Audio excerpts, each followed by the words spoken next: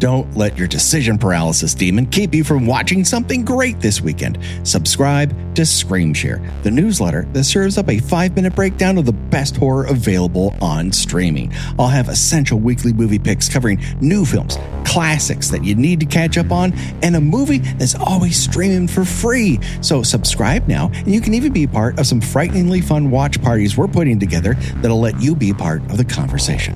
So click in the link in the show notes or go to screamshare.beehive.com. That's screamshare.beehiiv.com, and make sure you whitelist your welcome email so you can get all the latest news and updates. And now the body count continues. Ladies and gentlemen, boys and girls, Dying Time is here. That's right. We're talking about Prom Night 3, The Last Kiss on Kill by Kill. Well, greetings and salutations, Internet. It's your old pal Patrick Hamilton coming to you once again from Hamilton High. This is the Kill by Kill podcast where we're dedicated to celebrating the least discussed component of any horror film, the characters. And we're going to unpack all the goriest details of Prom Night 3, The Last Kiss, in the hopes that a poor student's untimely end is just the beginning of the jokes we might make at their expense. And as always, there's only one person I trust to rig up a flamethrower in hell, the one, the only, Gina Radcliffe. How are you doing today, Gina?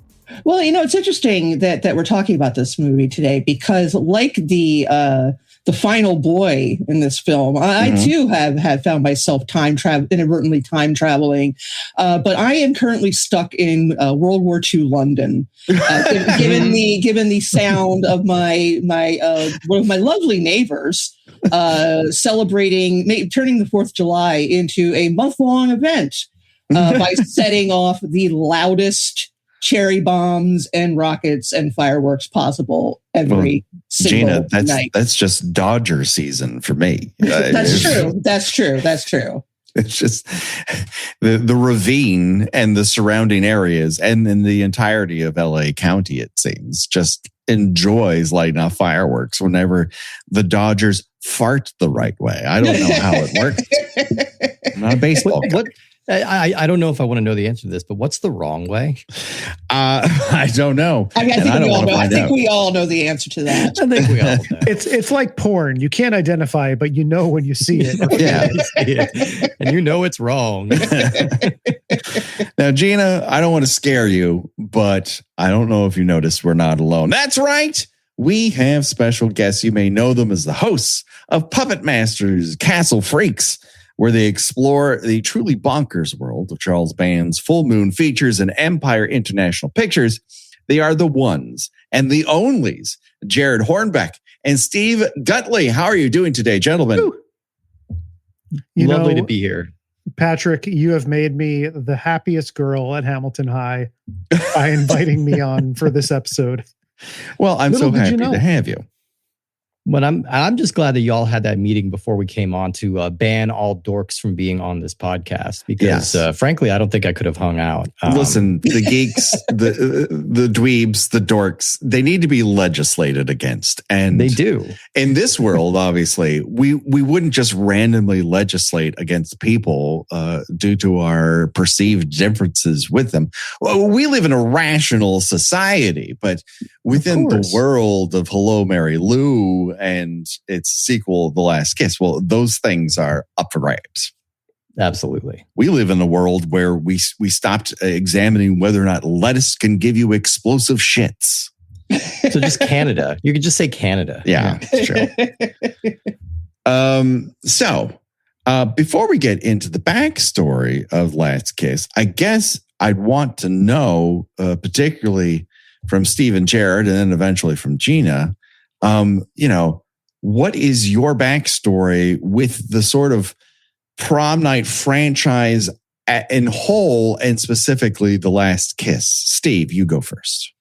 Yeah, all of them are fairly new watches for me. These are not movies that I grew up with, but a couple years ago, I was just kind of going through my Jamie Lee Curtis gaps and came across Prom Night. And Was not and remain not a fan of the original Prom Night. I think it's really generic and kind of boring. And like, I think the only reason it kind of gets elevated is because it's part of the Jamie Lee Curtis canon, you know? But so I was kind of like reluctant when people were telling me to check out Prom Night 2 and say that, like, it's a totally different vibe. And that's interesting because I'm like, all right, well, how different could it be? And then I watched Prom Night 2 and it's like, holy goddamn, is that a minor trash masterpiece? That is just one of the unsung gems of like 80s high school horror. And I just watched it again this afternoon to get ready for this recording. And my opinion stands. I think that movie rocks and rolls and it's so much fun.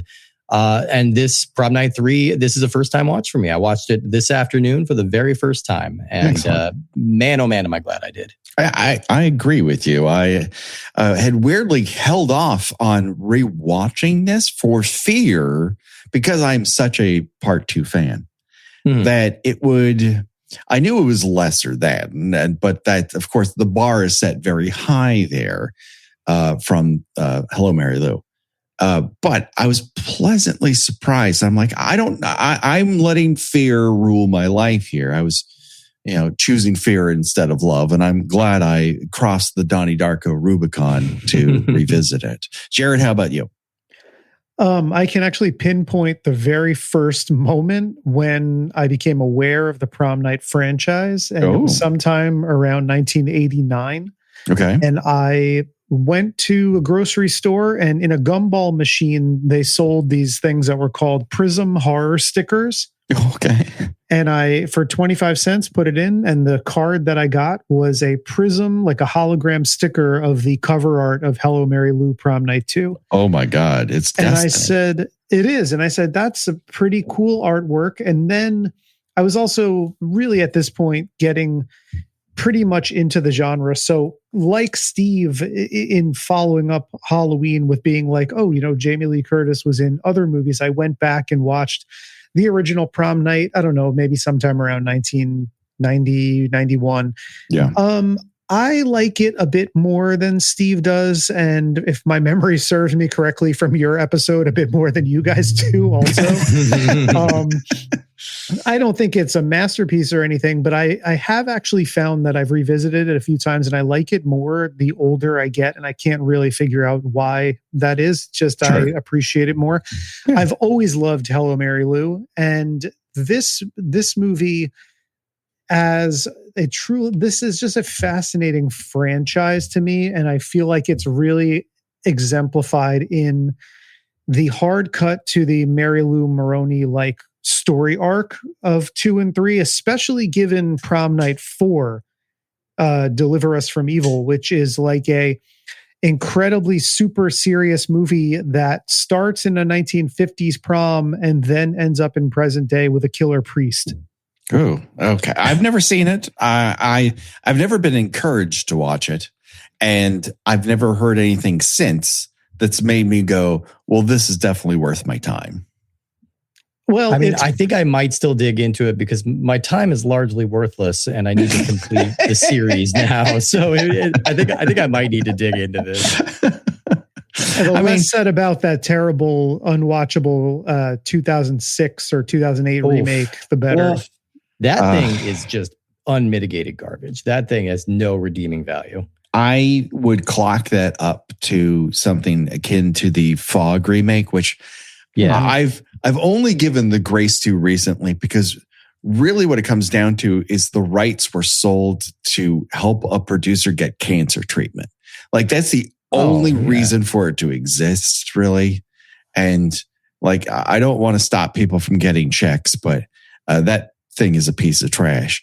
And most of these remakes are at least interesting watches. And I don't remember it being interesting in any way, shape, or form. Mm-hmm. It just really doesn't understand what it wants to be and somehow decides to be in the middle. And all of the choices that are at the, that surround the center of the spoke are terrible ideas.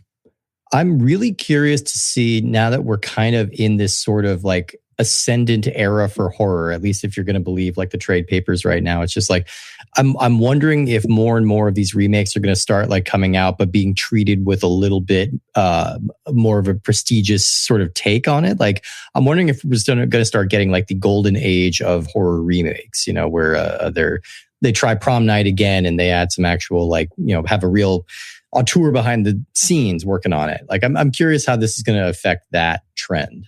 I don't know. I mean, in recent memory, this all happened from 2003 to the terrible 2010 remake of A Nightmare on Elm Street. Yeah. They just, anything that had any sort of video store cachet got a reboot. And, you know, on occasion they would hit on a good one. We reviewed The Crazies, and that's quite a good one. Superior to the original, I would argue. Yeah. I don't think it gets to where it is without the original, but no. I think in terms of its execution and how it clarifies things, it does work for what it wants to be. It decides it wants to be an action horror thing rather than really hammer the sort of Romero lesson of it all.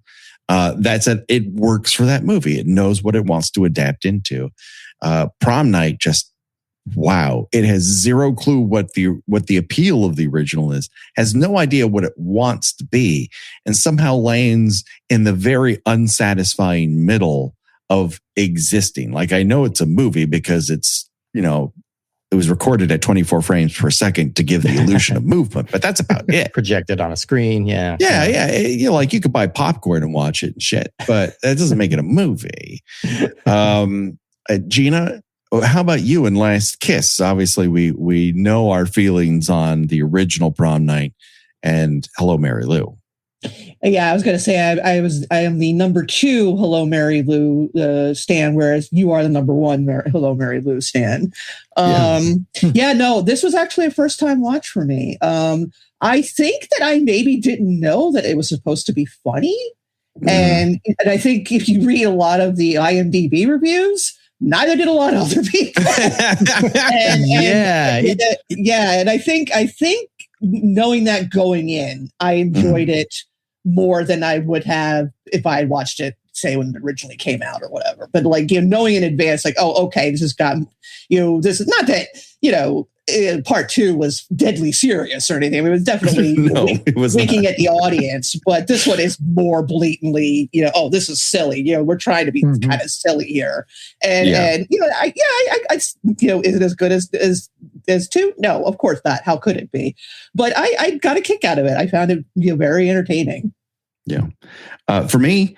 I did find this after watching the original Hello, Mary Lou. These were both, for whatever reason, despite the fact I worked in video stores quite a bit in high school and whatnot, I did not catch them on video, and I'm not sure why.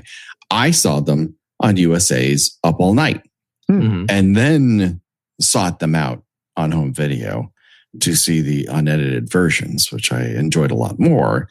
But like, they are so USA Up All Night coded. There's a vibe to them. There was an era where this kind of movie worked. And again, you know, this is lesser than Hello, Mary Lou. That being said, I had sort of in my mind downplayed its charms. I think there's a lot of charms to it. I do also find some of the decisions here remarkably confounding, considering how confident Hello, Mary Lou is in many respects. It seems to understand its tone. And here, there seems to be a lot of loose ends. And, you know, it just doesn't cohesively come together the same way Hello, Mary Lou does. And I think once we dig into the insanely limited amount of behind the scenes info on this motion picture, it'll kind of become abundantly clear why. To note, Prom Night 3 was written back to back with Hello, Mary Lou Prom Night 2 by the same writer, Ron Oliver. They were separate entries in what he wanted to become a Haunting of Hamilton High franchise.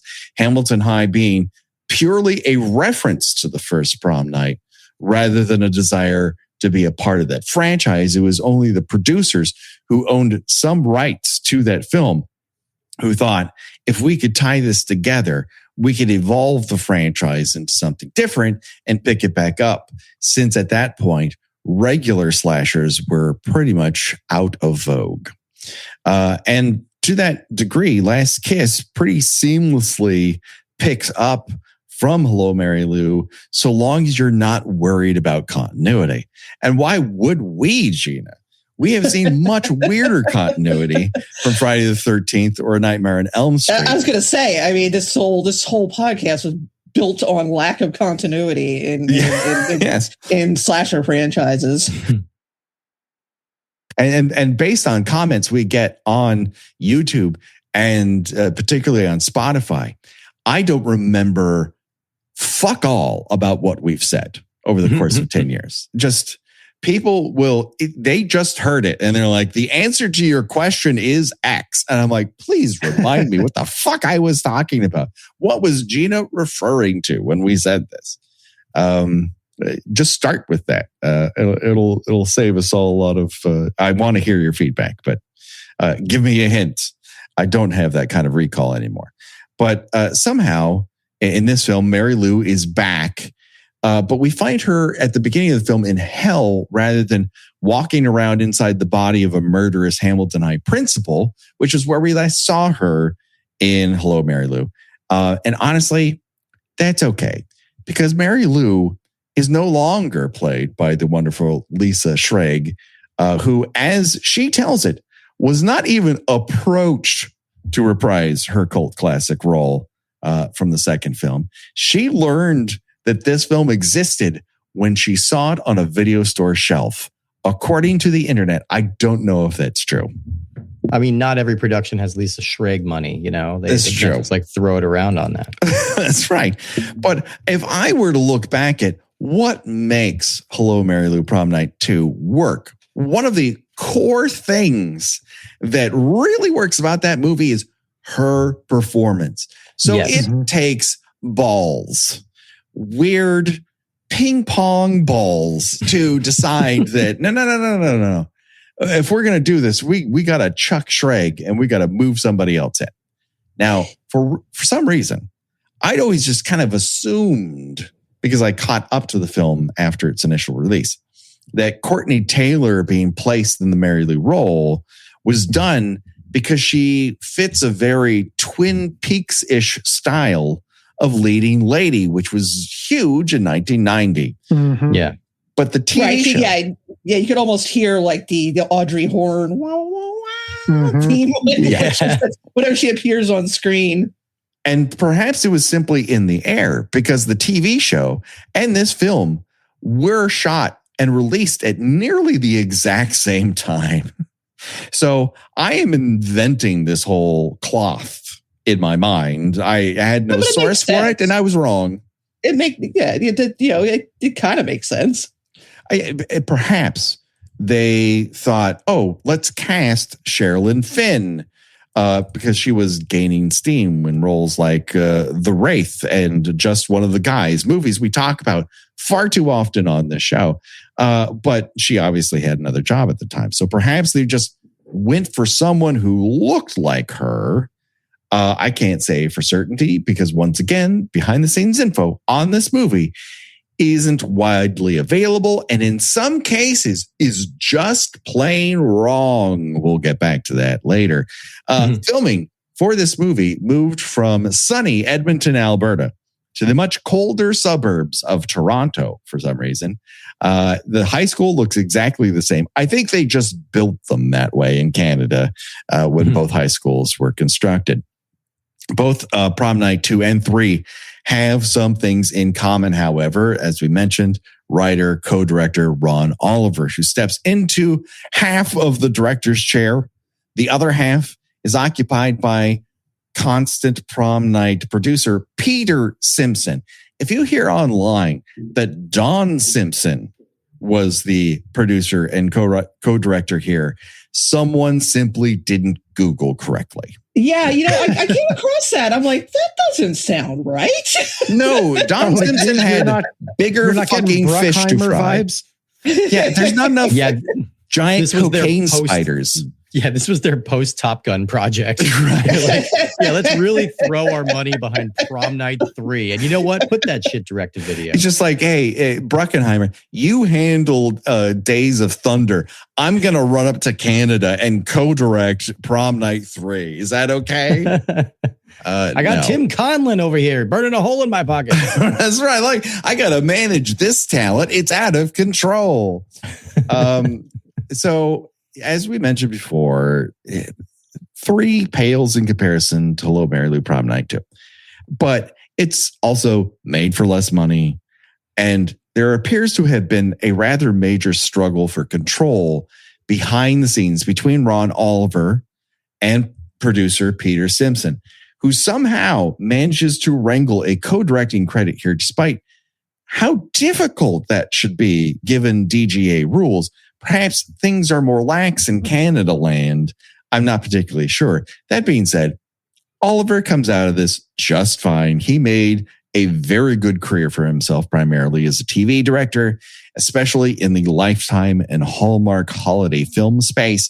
He is usually making a couple of those things a year, lives in Palm Springs, seems to have a fantastic, enjoyable life that I somewhat envy, despite his predilection for large, boxy glasses. That's not something I'm into, but it works for him. I just don't think it suits my frame of face.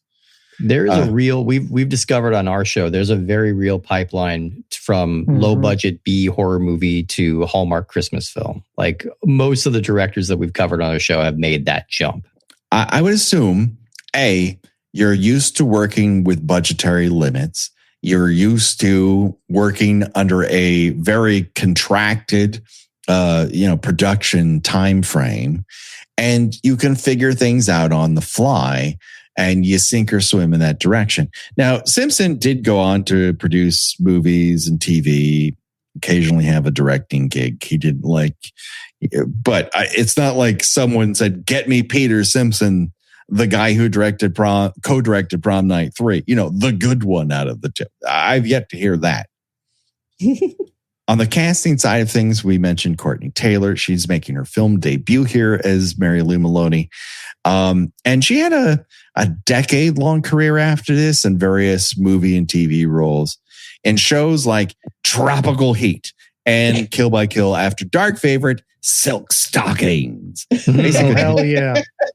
Anything that could run on prime time. Don't get me started on Mitzi Capture and Rob Estes. Mm-hmm. I have come as close as you can possibly come without saying the words to try to get Steve to take the bait for a Silk Stockings podcast. Yeah. I want to do the entire run of the series. I find it incredibly enjoyable. And you're totally right, Patrick, where you mentioned before, like there is a real USA Up All Night charm to this movie. It's like, I could totally picture either Rhonda or Gilbert or someone, having some interstitials after Prom Night 3 and being like, okay, hope you enjoyed Prom Night 3. Now get ready for Fat Guy Goes Nutsoid. Yes. Or whatever they would show all the time. This really pairs with a Vice Academy really well. Oh, yeah. Precious memories. You mentioned Vice Academy too, which I thought about for a second because I have the Vice Academy 1 through 6 Vinegar Syndrome box set. And I was like, somebody's gotta. Yeah. Like somebody's gotta have them. But these kinds of movies, like I knew coming into this I'm glad to hear that everyone is pretty positive about the movie because I have positive feelings about this one, but I am just like, that vibe of like whatever USA Up All Night, like erotic thriller, horror comedy, whatever bikini car wash company type movie. Yeah. That is my vibe. Like that, I want to just live in the aesthetic of those movies. Like I am a consumer of trash in that regard, where that is just my favorite brand of trash. And Steve knows this about me, and I'm pretty sure like once you said Vice Academy, even though we can't see each other, he knew my eyes lit up. I knew it. I knew it. Yeah, you woke to sleeper cell. Yeah, the hive brain activated. No, I'm the same way. Like there's something so it's like intro sleaze. It's like a safe introduction to the world of like trash cinema that felt dangerous enough to feel taboo and exciting, but safe enough that I wasn't gonna like be scarred internally. Mm-hmm. Like it hit that sweet spot. They poked a little fun at it, but it was also a lot of love. And that's one of those programs that kind of helped me learn how to appreciate movies like this. Yeah. There's Gina, what was that one that we did on Patreon that was like a Freddy ripoff that was like Dream something? Dream Maniac. Yes. Yeah, we covered that one. Yeah. Mm-hmm. That's like the incompetent version of this. Like this has some competency behind it. There's a genuine comedic voice. Not everything is landing, but Ron Oliver has made successful jokes before, whereas Dreamaniac is someone who has seen comedy and said, that can't be that hard. And it turns out it is. It's so much harder for you than almost anyone else. Please stop doing it. Yeah, that's a Dave Dakota joint. And I'm pretty sure, and he's one of those people that made that pipeline to Hallmark and Lifetime movies. And fun fact, he wrote and shot one and printed it in the time that we've been recording. Sure, yeah. Right. It's about a small town girl. Yeah. A hunky snowman. Yeah. I mean, for me, my version of Vice Academy, I think, is the Andy Sedaris Action Universe version. I have the box set of that one. So do I. The hard ticket to Hawaii thing. Mm-hmm. Like, oh yeah, I do ask a question on the How Did This Get Made live version of Hard Ticket to Hawaii. I was in the front fucking row. Like I had things to say. Amazing. I was on the one for Abraxas. Oh, there you go. Jesse Ventura vehicle. So yeah. It was probably Secundus. Secundus. But I there is this hard to define charm factor that will elevate a film beyond its standing to something that just works. And I wish I could do the math that really defines that so people could to figure out the formula. But yeah, like Dakota is capable of that. I think I watched one of his where this group of girls' school grads goes to this mysterious lake, and there's a caveman, and there's a monster in the lake that just is unexplained. It just appears twice, never talked about. It is truly bizarre, but that has that charm to it. Whereas some of them, I'm like, okay, we need to get back to shirtless guys walking in the forest. That is where the juice is. Yeah. Oh, yeah. For sure. Tidy whities and chest rubbing. That's exactly. The David Dakota the two hallmarks of a Dave Dakota movie. I do feel like this movie in spirit reminded me, while we're still sort of on the Up All Night topic, this reminded me, I think it has that charm that you're talking about, Patrick, of Sorority Babes in the Slimeball Bowl-orama. Sure, yeah. Which I think is a Dakota one that really works. Like, again, it's like maybe on paper shouldn't, but it just, these elements come together and they actually mix in a pleasant way where the jokes land and it's got a bunch of charm and it just works. And it's one of those ones that stands out to me. And it has the right cast who understand what they're making and can aim towards that. Whereas sometimes you just get some Playboy playmates who, God love them, this isn't their field.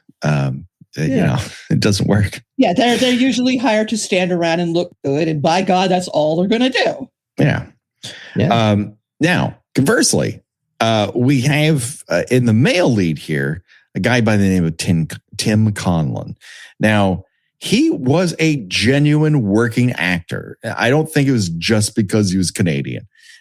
He worked pretty much nonstop up until the pandemic hit. In fact, at one point, he had a 12-episode run on a Fox season of Mad TV. Wow. And so people thought this kid has juice. By that point, he was a grown-ass man. In fact, in this movie, he's a grown-ass man. No one here looks like a teenager. Yeah, less so than most of these types of movies. Yeah. Meanwhile, Cynthia Preston, who plays Alex's long-suffering girlfriend, Sarah, was also a working actor before this film and after, notably for animation fame. She was the voice of Princess Zelda in the 90s Nintendo-themed cartoon series. And we, Gina, have actually covered her on a previous episode, unbeknownst to us. She played Sue Snell's mom in the 2013 version of Carrie. Little did yeah, you know what? I saw that come up when I was looking at her filmography, and I was like, "Who did she play?" Yeah, but yeah, all right. Well, that answers my question. Yeah, I don't know that that's a huge part. Yeah, I don't think. I think it was a bit scaled back from the original, but right. Yeah. But basically, Prom Night 3 really continues Ron Oliver's desire to create his own campier Canadian version of Freddy Krueger. Mary Lou is unbound by almost all rules. She can appear wherever she wants, inhabit anyone she wants, do nearly anything she wants, and has some of Freddy's more self-help driven personality traits.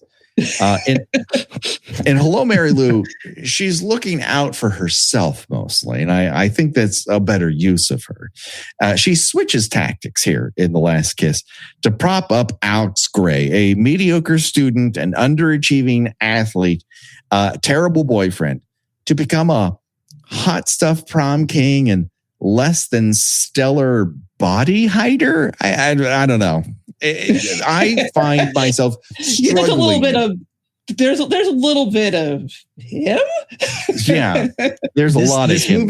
This movie did a lot in terms of representation in the dingus community. Because this is oh god, yeah. This did more for them than Revenge of the Nerds did. It's true. Like this is like, it's rare for a movie to like canonically, like within the context of the movie, say, "Oh yeah, this guy's a dork." Like, and even when he's like putting on a leather jacket and strutting around, like you can't hide the dork, dude. You're just such a dingus. And I was appreciating him the entire time. There was a great moment when he first has the leather jacket and motorcycle, and he walks into the garage, and his father is just playing with like a dipstick from a car. He's cleaning a gun in a way that projects that he's masturbating badly. Yeah. And he's not even looking. He's not even looking at Alex, and he's like, "Hey, can I talk to you for a minute?" And then Alex is just like, "Yeah, I guess." And then he sits on the motorcycle holding his helmet like he's posing for like a calendar photo. Yeah. And his dad won't even look at him and is just like, "Are you done?" Like no one takes Alex seriously, which I appreciate because he is a dingus is a good word for it. And it's rare when the movie leans into just how mediocre this character really is. Like, I love that about it, that it's not actually, I don't think anyone involved is supposed to think he's cool when he's putting on his leather jacket. Like, we all know that he sucks. Actually, the scene with the guidance counselor sees that all of a sudden he's on the honor roll. I love that there isn't even a fraction of a second where she's like, "Oh, I guess in the last few weeks he got his act together." She's like, "That little fucking dweeb, he like hacked the system."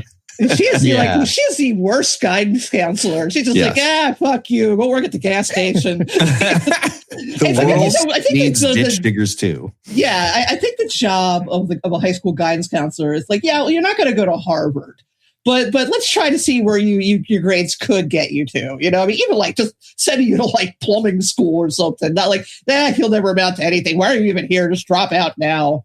But why does he want to be a doctor? We're never given it's just a stated want that he wants to go to medical school. But it's not because I always dreamed of helping people, or I had this happen to me in my childhood and a doctor saved my life and therefore I want it. There's no motivation for it. It's just a thing he wants. Like the picture of the motorcycle in his locker. It's just thing It's like a Pokemon he wants to own is to become a doctor. Yeah, well, he has a loose relationship with humanity, and it's just kind of like, oh yeah, I'll do that. Like, I truly can't tell if the flatness of his affect and like the very overtly milquetoast like character choices that he makes and acting choices that he makes are a result of performance choices or just like a lack of direction. Like, I genuinely can't tell if this is a flat performance or if he's being intentionally flat. Or here's what I most appreciate about the movie, and where I think I might have missed it if I'd watched it, when it originally came out, is a lot of this feels to me like just parodying like 80s teen comedies where you have this sort of like limp, uncharismatic leading man who, has a girl, both of these women are way too good for him. But you've got you've got Sarah, who's coded as very virginal, very proper. And you've got Mary Lou, who the minute she meets him, they have sex, and she's very aggressive in her pursuit of him. And there's been a lot of movies like that, directed at, young adult men. And it's like, isn't this the ultimate situation? You don't even have to try very hard. You've got these hot babes just, fighting over you. And and I feel like, the parts that work for me the most about this movie, like for me, it doesn't work at all as a horror movie. I think it's got some fun kills, but it's just too silly. Yeah, Gina, I think I was with you where like. Yeah. Oh, sorry. Go ahead. We're like, no. But like the satire, I think is, whether intentional or not, I think ends up, working either way. Yeah. Sorry to cut you off, but I think I had the same thought as you that like, I wasn't fully aware how much of a comedy this was intentionally, like when I went into it, because Hello, Mary Lou has its camp value, but it's not a comedy. And I think this one is actually trying to be a straight comedy. And that just wasn't really sold in the marketing or in some of the early like story choices. But I think once we start getting Mary Lou like Freddy style quips as she's like chopping people up, and a lot of his kind of deadpan sort of asides to the camera, like it was starting to click in. It's like, oh yeah, no, this is intentionally trying to be funny. And it is a little bit of a parody of this kind of movie in its own way. But I love Mary Lou as a character, as a potential Freddy, because she's just sort of like a Reefer Madness-esque like depiction of a wanton woman, like who's so like exaggerated in her debauchery that like there's obviously no other choice for her but to turn into a demonic like afterlife monster. Well, Steve, come on. We all saw the industrial film. Yes. Oh, like kind of like what happens. An incredible little moment in this movie. Like this is a movie that's struggling with maybe a limited budget, limited production time or whatever, but they managed to get that little educational video in, which I thought was really stylish and cool and weird. They're the best legitimate. I did laugh a bunch in this movie. I think there are a lot of jokes that actually do land. And one of them is the doctor who's addressing the medical video has this dead body of a woman in front of him in a bed, and he's just pulling the sheet up over the head of the dead body, and he goes, her name is not important. And that got me. I was cracking up during that part. I would agree with you there. There's definitely a stylistic choice here. Now, to the film's credit, the video box does state underneath the title, a romantic comedy from hell. Yeah. So it is definitely trying to project itself as more of a comedy that is horror adjacent. If it's the horror comedy ratio, comedy is definitely the more than here. And Steve, again, like in terms of its Freddy Krueger-ness, if I had to guess, I think that Oliver is truly following the Nightmare on Elm Street playbook to a degree, as Hello, Mary Lou covers the let's possess another person's body angle of Freddy's Revenge, while Last Kiss shifts the dynamic over to the fulfilling a heteronormative relationship component that you get in Freddy's Revenge and Dream Child. And I guess it would be nice if there was a specific end goal here. that's easily readable by everybody. But I think you're right. I think they are just going for out and out parody of high school movie tropes in total, with a ghost replacing a tutor or a teacher or some other insert female character who just fucks a random mediocre dude's brains out and causes havoc. Right. You know, I thought of remember Once Bitten? Yes. Yeah. It's a terrible movie. It's terrible. But again, you've got this absolutely painful to watch dance sequence where you've got Lauren Hutton, the sexually aggressive older female vampire, and you've got this younger woman who, again, they're both way out of Jim Carrey's league, punching weight, and they're fighting over him, and he's just like, oh gee, look at this, and it's just absolute total wish fulfillment for the male audience, right? To get back to the Nightmare on Elm Street of it all, I think because Freddy has a very stated goal, he wants permanent purchase to kill people in their dreams. And that he goes about that in any way possible. So if that means possessing people or finding ways to remind teens on Elm Street of his existence so he can murder more of them, he's going to do that. It's fraught, I grant you, but for the most part, it seems to work until it doesn't. Whereas in The Last Kiss, Mary Lou kills teachers and guidance counselors and cops and gives Alex better football opportunities and prompts his parents to buy him a motorcycle I don't know. I'm unsure of why. So he'll be a cooler boyfriend? Why not start with a cooler boyfriend to begin with? Why spend all this time trying to make Alex into something he is not built to become? You just can't retrofit him into the role that he's been cast to. And I know this is for comedic effect, but I think this is the comedic device that works the least. Whereas in Hello, Mary Lou, Vicky seems to be a target out of convenience, whereas the draw of Alex beyond the plot mechanics kind of eludes me. And I guess the question for everyone here and those at home is like, why is this less successful than Hello, Mary Lou? It's not like Bruce Pittman is some sort of infinitely better director because he shot 2 episodes of Airwolf before he came on set. It's just the iron side of it all. Yeah, there's a little, I think the first movie, or not the first movie, but Hello, Mary Lou is drawing so much from Carrie and just kind of feels like it has that structure going for it a little bit. Like it's not completely derivative, but it does have a lot of flavors of Carrie going on. And this one doesn't really have that safety net. It's going for broader and sillier, and it's doing so on a much smaller budget with, Saved by the Bell cameras, this is not a great looking movie. Even worse, so I had to watch this on YouTube. This one's pretty. It's the only place you can watch it. Yeah. It's a pretty low quality dub that's on YouTube, and that's kind of all that there is. Oh, I'm sorry, Steve. Do you not own the Prom Night 3 and 4 standard DVD like I do?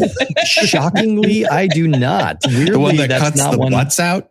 Cuts the butts out.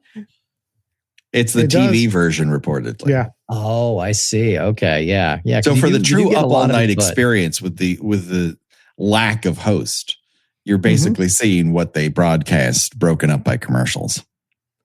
Yeah. And I mean, comedy's tricky. It's a trickier tone to nail than straight horror, and blending the two is a very, very difficult feat to pull off. It's kind of why people are salivating so much over Widow's Bay right now, is because that is like that walks that line better than anything has really in years. True. But it's a kind of magic trick. And this movie, I think, doesn't have the control over its tone or the consistency of its humor.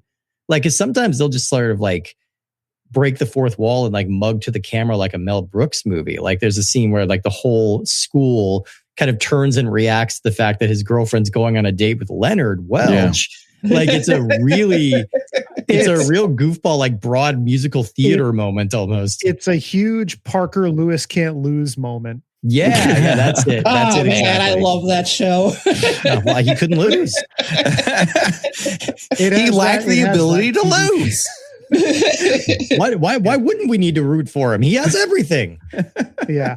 Well, I think there's just these choices that are made early on in the movie that make the movie a little tonally hard to pin down. Like the introduction to Alex, I should say, as a character is that he's playing like in a marching band or a school band. So right from frame one, you're like, okay, this guy, he can't read that his girlfriend is miming to him, "I love you." Yeah. Right. And he's just a real wiener right from the very beginning of this movie. And like, then there's moments where stuff is happening and it's like taking a page from the Elm Street playbook. It's like scenes are presented to where you're not really sure if what you're seeing is actually happening or if it's happening in a dream or a hallucination. And there's a scene, like the tone of this movie a lot of the times, like you remember the scene in Heathers where they're at one of the funerals and it's a dream sequence and it's like Glenn Shaddix is talking about how life can suck and everyone has 3D glasses on. Right. That's what this whole movie reminds me of. Yeah, that's actually a really good comparison. Yeah. Yeah, I agree. Well, folks, we're going to leave it right there for now. But don't worry, this special Tuesday new edition of Kill by Kill leads right into Volume 2 coming this Friday. You don't have to wait a week. It's going to be right in your feed this very Friday. And if you didn't listen to it right away, it's there already. Who's to say? But it was too long of an episode for me to edit all in one go. I wanted to get it into your hot little ears when I could. So for myself, Gina, Steve, and Jared, bye-bye, everybody. See you on Friday.